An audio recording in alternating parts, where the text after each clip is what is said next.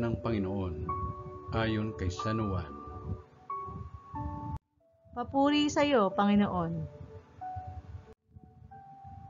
Noong panahong iyon, marami sa mga Hudyo ang dumalaw kina Marta at Maria upang sila'y aliwin.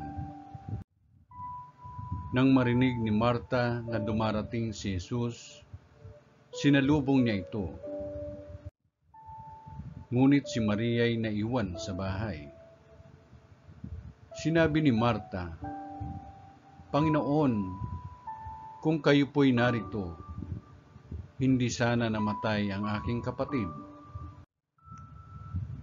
Ngunit nalalaman kong kahit ngayoy ibibigay sa inyo ng Diyos ang anumang hingi ninyo sa Kanya.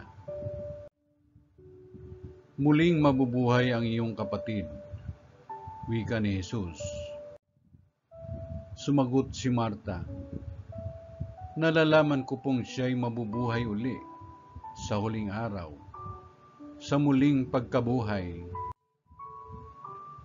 Sinabi naman ni Jesus, "Ako ang muling pagkabuhay at ang buhay.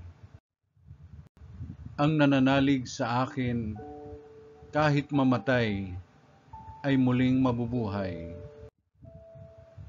At sino mang nabubuhay at nananalig sa akin, kahit mamatay ay mabubuhay kailanman."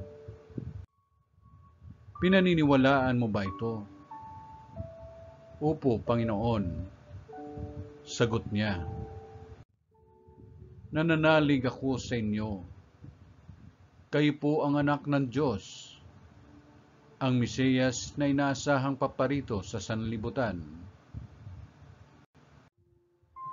Ang mabuting balita ng Panginoon.